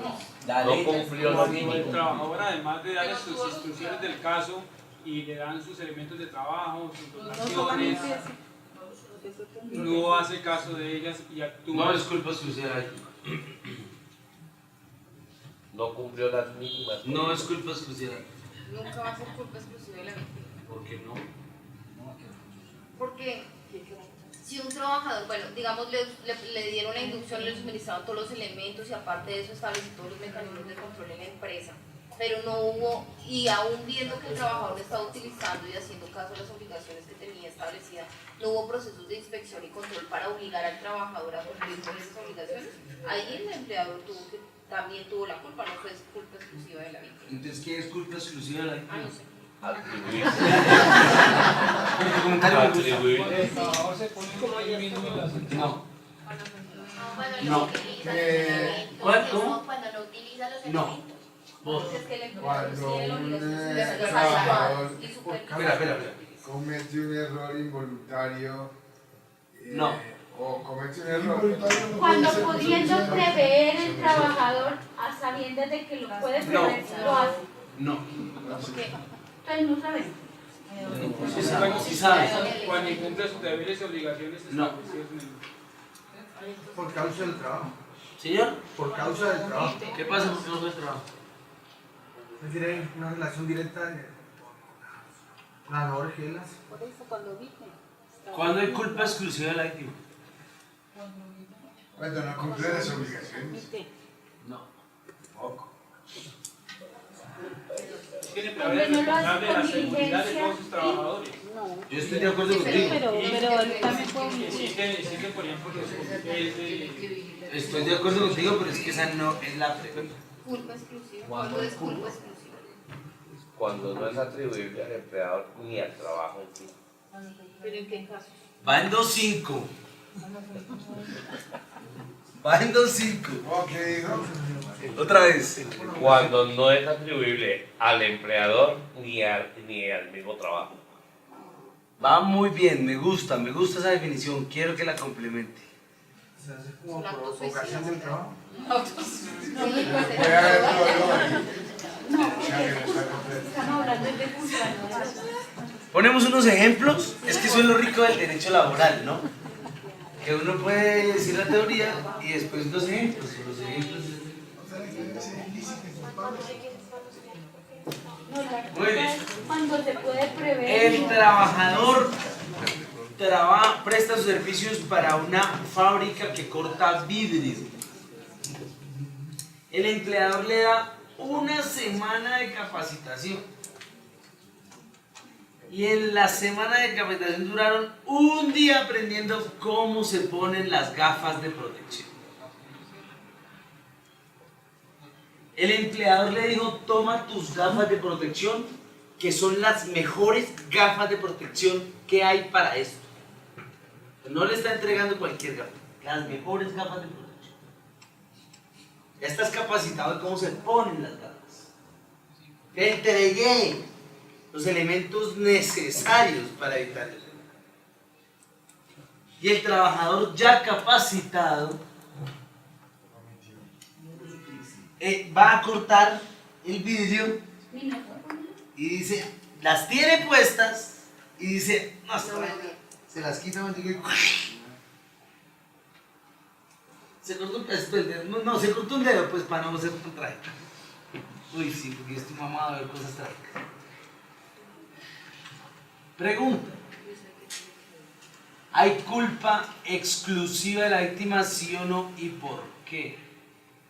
No hay culpa. Sí, porque Claro, sí. sí.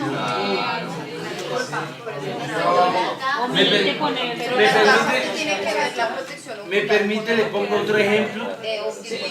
Visual. Me permite, le pongo otro ejemplo. El trabajador presta sus servicios para una entidad financiera. El trabajador es el celador de la entidad financiera, que casi siempre andan armados. El trabajador lleva 2 semanas sin comer, afligido, llorando, destrozado por amor. A nosotros los hombres eso nos da tan duro. Va al baño de la entidad financiera y ¡pam! Él se dispara. ¿Hay culpa exclusiva de la víctima, sí o no? Yo preguntaría qué hizo la empresa en temas de factores de riesgo psicológico. Si lo vio llorando toda la semana, ¿Me permite, le pongo otro ejemplo? no es culpa exclusiva de la víctima. ¿Me permite, le pongo otro ejemplo? Sí. Vamos a anotarlo.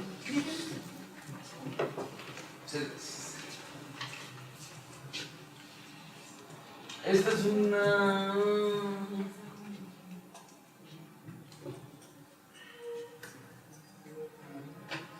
Muy bien.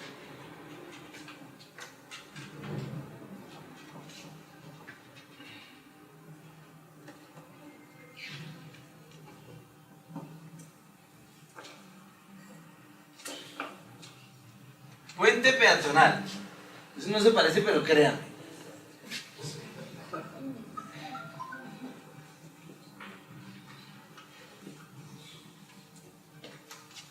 Aquí hay una señal de tránsito que dice prohibido pasar por aquí.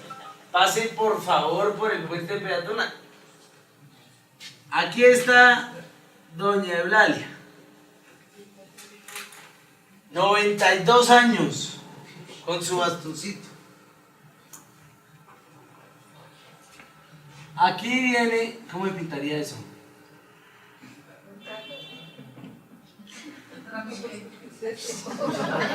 Hagan de cuenta que un cambio de basura. No se le olvide que yo soy abogado.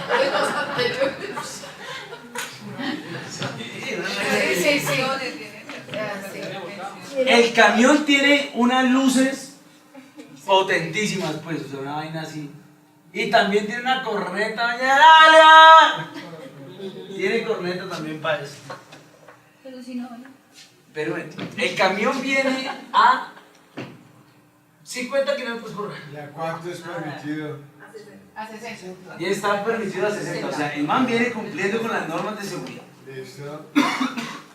Entre el camión y el puente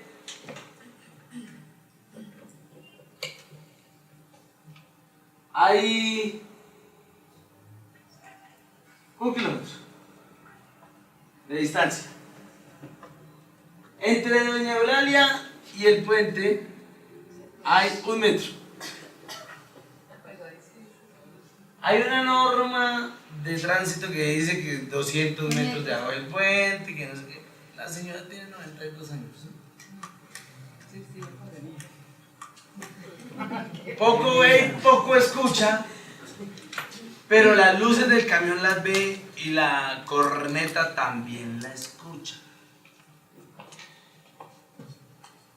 Va pasando doña Eulalia a la calle y adivinen qué pasa. Dijo una inspectora en Barranquilla, le pegó una levantada. Sí, le pegó una levantada. Pregunta. ¿Hay culpa exclusiva de la víctima? ¿Sí o no y por qué? Sí, sí,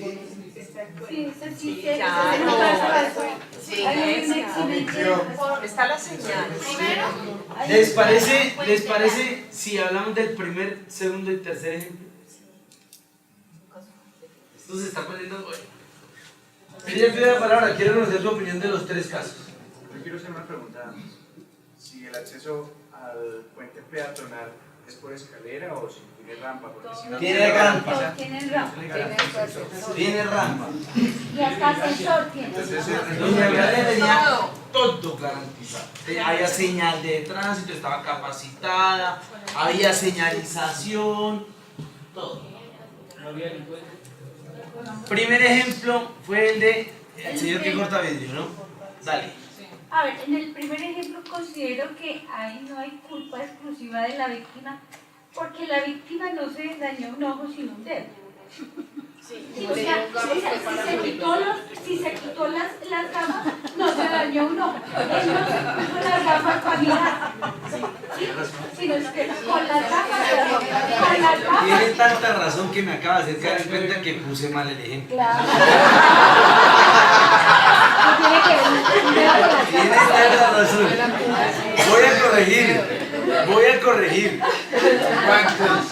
El señor tiene los guantes puestos, ¿no? Y jamás se pudo haber quitado un dedo. A él le saltó una esquirle. Ya, ahora sí, disculpa.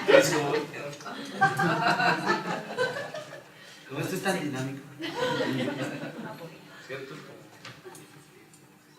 ¿Qué opinan ustedes? ¿Hay culpa exclusiva de la víctima? Segundo ejemplo es del cerrado. Y el tercer ejemplo es de doña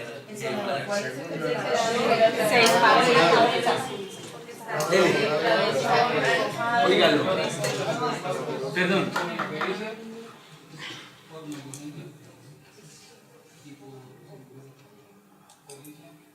Negligencia e imprudencia.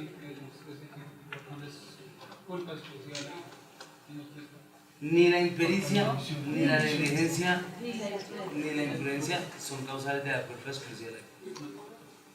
La empresa es culpable. ¿Cuál empresa? Bueno, el empleador. ¿En cuál ejemplo? ejemplo? En el primer caso, en el que. La empresa es también responsable, puesto que no es solamente dar los elementos de protección. No, la pregunta es, ¿hay culpa exclusiva de la víctima? No. Esa es la pregunta. Dice, no, ¿por qué? Por eso. ¿Por qué? Precisamente porque la empresa o el empleador, además de dar los elementos de trabajo y la protección y instrucciones del caso, debe estar pendiente de que sus trabajadores cumplan con estas obligaciones civiles y al máximo si es una actividad de alto riesgo. ¿Y en el segundo ejemplo qué? El segundo ejemplo es el de la igualmente el senador también tiene responsabilidad a la empresa, puesto que la empresa debe velar porque los trabajadores tengan un horario, puedan descansar. Y en el tercer ejemplo, hay más responsabilidad, solamente la. En el tercer ejemplo, ¿hay culpa exclusiva de la víctima? ¿Sí o no? Sí, totalmente. ¿Les parece bien si usamos la democracia burguesa? ¿De Maduro? Por favor, levante la mano. Sí, las elecciones. Por favor, levante la mano. Quien considere que en el ejemplo 1 sí hay culpa exclusiva de la víctima.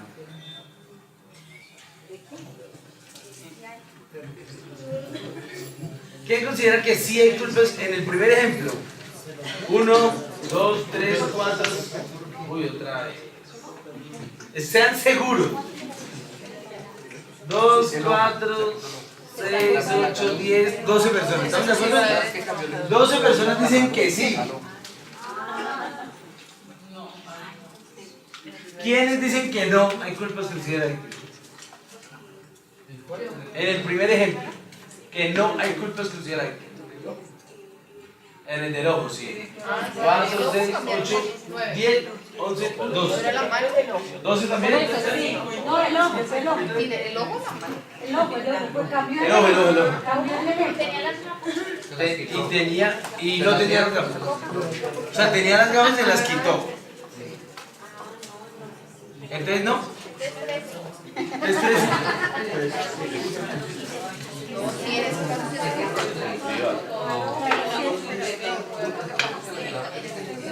Muy bien. ¿Cuántos asistentes son?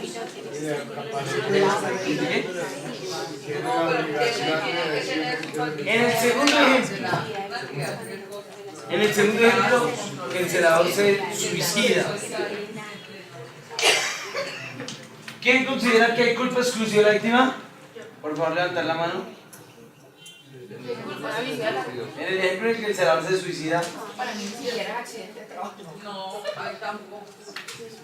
Es culpa de la víctima. Eso no tiene nada que ver. Para mí, sí quiero- ¿quién considera que no hay culpa exclusiva de la víctima?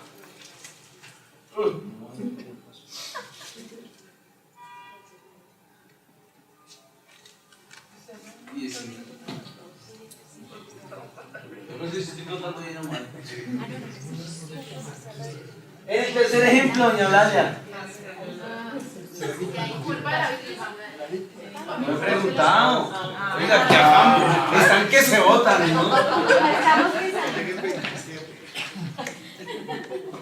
Tercer ejemplo. ¿Quién considera que sí hay culpa exclusiva de la víctima? ¿Quién considera que no? Perdón, ¿quién considera que no hay culpa exclusiva de la víctima? ¿Nadie? Creo que sí, de 90 años. O sea, ¿cuántos son? 25 dijeron que sí. Doña Eulalia, solo yo te apoyo. Bueno, como lo ha manifestado mi hermano y como lo manifestó la compañera al principio, por eso la interrumpí. En los dos casos iniciales, tanto en el señor que se quita las gafas y acciona la máquina, como en el del celador que se dispara, en los dos casos existe un fenómeno que se llama coexistencia de culpas. Pero no hay culpa exclusiva de la víctima. La culpa exclusiva de la víctima es aquella, por eso me gustó lo que usted dijo, es aquella en la cual el resultado solamente dependió de la víctima. Pero además, ni nada ni nadie pudo haber evitado el daño. Ni nada ni nadie pudo haber evitado el daño. Entonces, en el primer caso, ¿alguien pudo haber evitado el daño? Sí. ¿Quién? El supervisor. Para eso es la supervisión.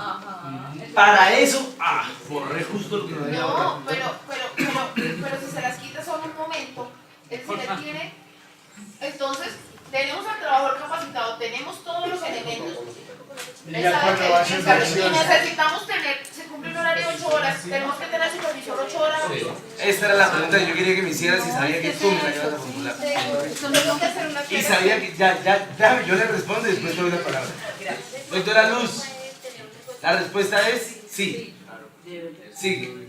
En temas de seguridad y salud en el trabajo, el empleador debe garantizar que los equipos que están, los equipos que están donde están trabajando los trabajadores, valga la redundancia, deben estar a prueba de Go, es decir, estar activados, o sea, un control para evitar, porque siempre va a haber una falla humana. Entonces tiene que haber un plan B, plan C, para garantizar que no haya afectación. Por eso, acuérdate cuando dije, no, entonces sí mando el trabajador, como lo dijo Ecopetrol en un caso que tuvimos en Rubiales. Si yo mando al trabajador, tengo que mandar detrás un médico, una enfermera, un kinesiólogo, un psicólogo, para que el trabajador cumpla bien su trabajo. Doctor, estaba yo sin viable, cierro y me voy del país. Van a quebrar la economía de ustedes. La respuesta es sí. El empleador tiene el poder de controlar al trabajador, pero además tiene la obligación de cuidar su salud todo el tiempo que el trabajador esté en función de la prestación del servicio.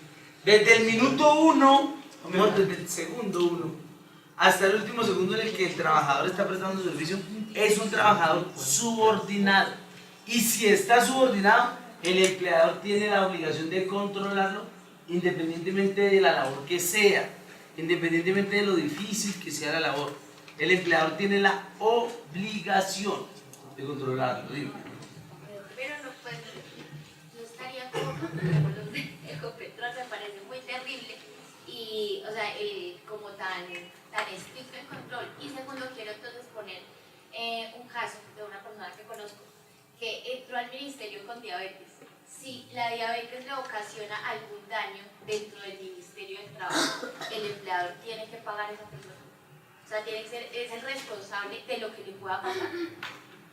Porque según eso, yo tengo que tener, o sea, el ministerio tiene que tener controlados todos los riesgos. Y la persona con diabetes tiene muchos riesgos de que por el estrés le dé un paro. Entonces la pregunta eso es, lo tienen que controlar. tú me pones un ejemplo y hay que empezar porque les dije que había que empezar.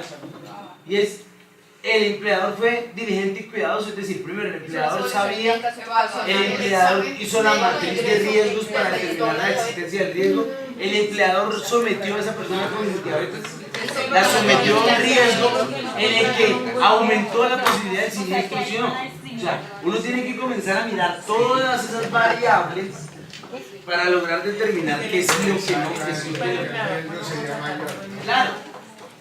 Porque en principio todo trabajo genera riesgo. No hay trabajo sin riesgo.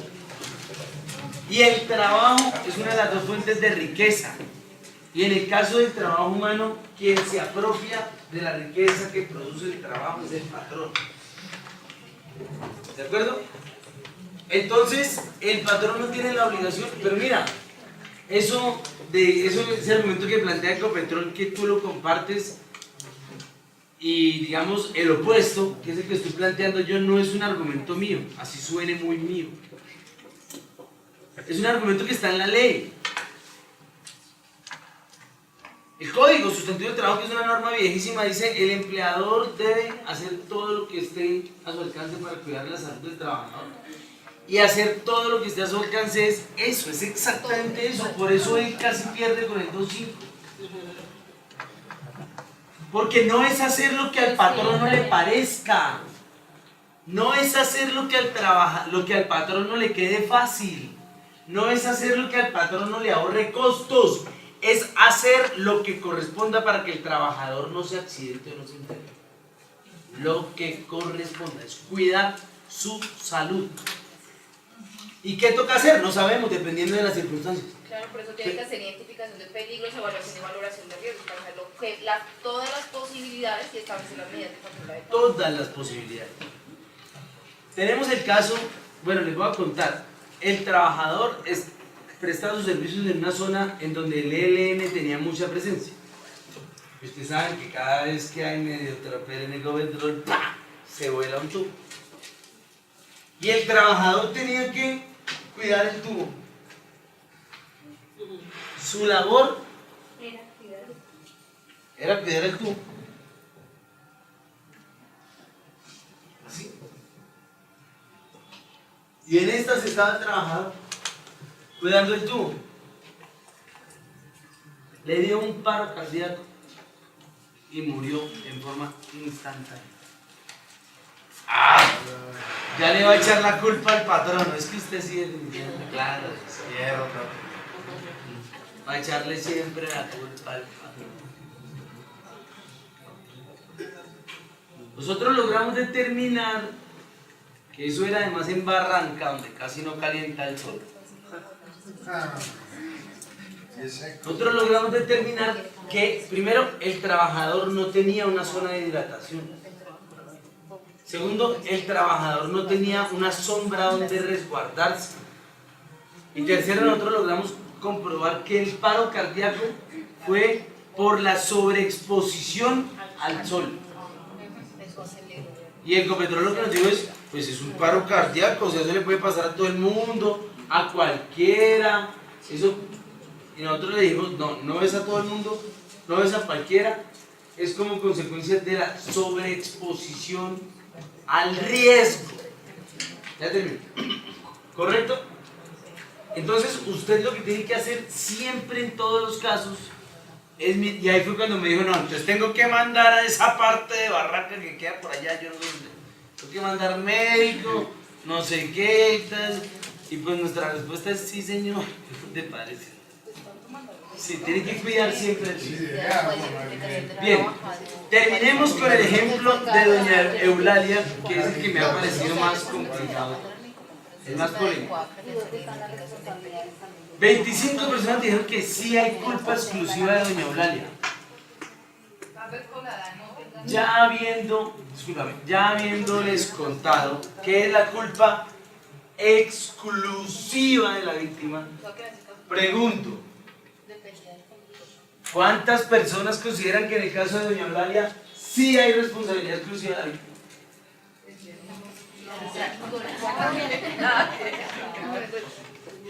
Antes era el deciso y ahora no sé. Tú dices que sí hay culpa exclusiva de la víctima. ¿Quién más dice que sí hay culpa exclusiva de la víctima? ¿Cuántos?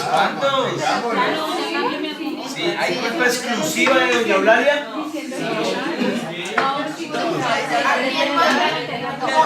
El hecho de que haya acusado no es imputable a nadie más. Primero, está haciendo algo prohibido, está la señal de paro. ¿Cierto? Segundo, el hecho es imputable exclusivamente a Eulalia, es decir, el conductor viene cumpliendo todas las normas de tránsito, velocidad adecuada, todo adecuado. No es imputable al conductor, es exclusivamente imputable. O sea, el hecho de doña Eulalia de cruzar la calle. Yo no estoy hablando del hecho. Es la causante del daño. En materia de seguridad del trabajo, la responsabilidad no es del hecho. Acuérdate que dijimos que tiene que haber un hecho. Pero además del hecho debe haber un daño. Y el hecho y el daño. Y el daño debe ser mezclado con un nexo causal. Por eso, el hecho. ¿Cuál es el hecho? En este caso, el cruce indebido. ¿Y cuál es el daño? El accidente de levantada. El accidente de automovilístico. Exacto. ¿Y cuál es el nexo causal entre los dos?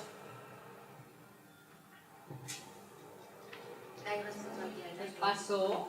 ¿Hay culpa exclusiva de doña Eulalia? Sí. Yo quiero escuchar por qué. No, porque es una señora, primero que todo es una señora de edad, porque tiene 90 años. Eso no la exime, ¿no? No la exime, pero sí hay que tener precaución porque el individuo ya está en condiciones, en situación de disminución frente a su ciclo vital de vida. O sea, la persona no puede no ver, puede no escuchar, o sea, ahí no era la señora, o sea, ahí lo exime totalmente. Pero eso no rompe el nexo causal, es decir, no, el hecho debería, o sea... ¿Le puedo poner otro ejemplo? Es ese. ¿Le puedo poner otro ejemplo? El celador, afligido por la situación sentimental, nosotros con el corazoncito tan vulnerable, ¿sí? Está aquí. Ah, eso no lo había dicho. No, es un ejemplo. Y el trabajador se da cuenta que ya el camión viene aquí, ya cuando el camión está en este punto, ya está a 1,5 metros, el man... Sí, eso es el trabajo. Se hace levantar. Se hace levantar. En el cuarto ejemplo, ¿hay culpa exclusiva de la víctima? Sí. ¿Sí o no? ¿Y por qué? Porque no es por causa ni condición de trabajo. Es un hecho premeditado de querer acabar con su vida. En los dos, no es causa ni Porque no se podía evitar. Es imposible. Es el tipo vigilante. Siga. O sea, no se podía evitar porque ya faltando 1 metro al camión para No alcanzaba hacerlo parar, por decirlo así. Y en el caso de doña Eulalia, ¿usted considera que hay culpa exclusiva de la víctima, sí o no, y por qué? No hay culpa exclusiva de la víctima porque el camión venía a 1 kilómetro, Ajá. él podía evitarlo, él venía con todas sus precauciones y venía observando y podía maniobrar para evitar. La levantada de doña Eulalia se pudo haber evitado. Se puede evitar. Cinco. Sí, pero vamos a break.